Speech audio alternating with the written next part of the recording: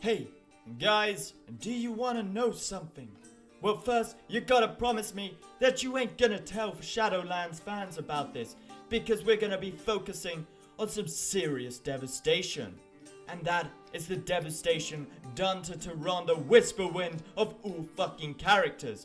God damn you, Blizzard, let's roll into this.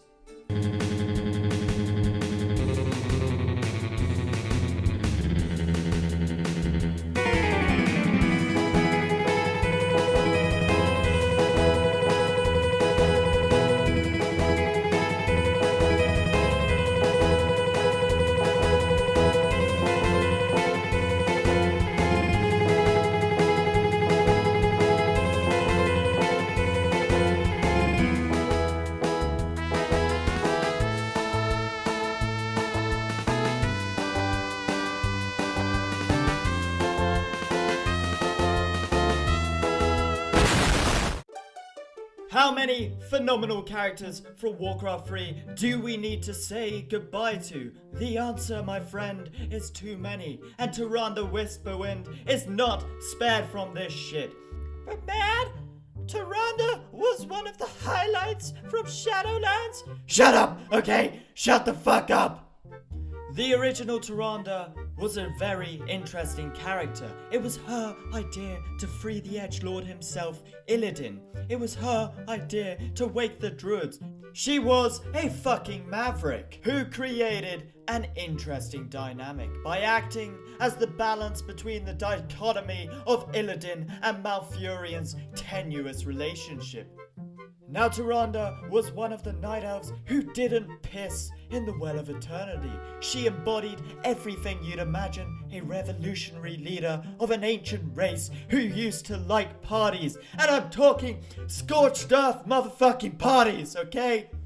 Let me quickly tell you about the Night Elf Society. If you're thinking flowers and tranquility, well, guess again. It's actually very untranquil. Imagine the reality of an extreme revolution, from grandeur and architectural magnificence, which showed the zenith of power, to fucking bushes. Now that's a very sinister reality.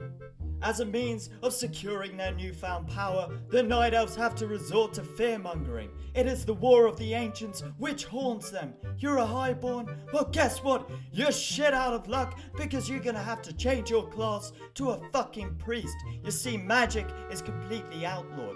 If you're practicing magic, you're gonna be exiled, you're gonna be segregated, and you might even be killed. Magic is replaced with religion. Palaces are templified, and I just made up that word. The old ways are shunned, and making wells is forbidden. Did Illidan deserve 10,000 years in prison?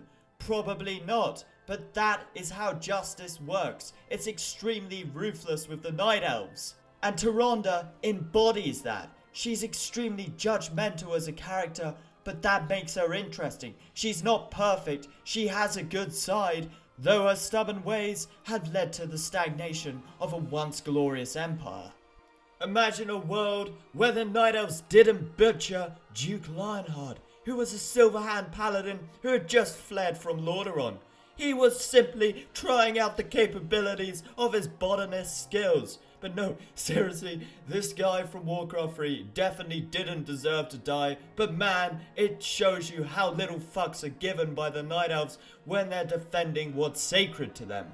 With my man, Duke Lionheart's death, it actually means something, because it shows she was wrong. She gets routed because of this. She has to realize that the Burning Legion are invading another fucking time, and then she proceeds to aid in Archimonde's defeat.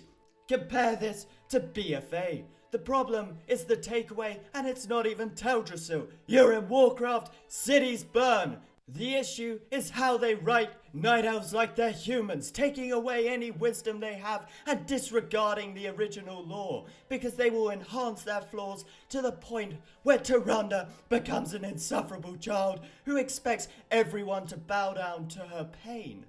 Now listen in, she's gonna disobey orders at the cost of others and go to fight at Darkshore. She wins and she's rewarded with even more made up powers. My stipulation with this action is that it's actually gotta have some meaning. Like, why the fuck did she actually capture Darkshore if she's not even gonna spend time fortifying and re-fucking building it? You know, it makes no sense. In Shadowlands, she just fucks off and abandons it.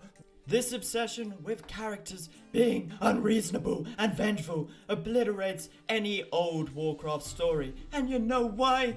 Because in the old stories, there's a moral to each of them. From the Fool of Pride with Arthas to the burden of insurmountable duty with Deathwing. But all kinds of power buffs can make solutions. Especially the artificial all kinds of power buffs, like the Night Warrior, which assumes that Tyrande was powerless in the first place. She wasn't powerless. She's led the Kaldorei for the past 10,000 years without having the Highborn return, except for when she wanted them back. But she's doing it for vengeance. Shut up, okay? Shut the fuck up. She's not doing it for vengeance, because if she was doing it for vengeance and when the stakes were high, why didn't she fucking avenge her brothers and sisters who were killed in multiple Burning Legion invasions before? You know, where the stakes were much higher, okay? You know, it makes no fucking sense. This is the most convenient power buff you can possibly get. The Night Warrior is just a beta demon hunter.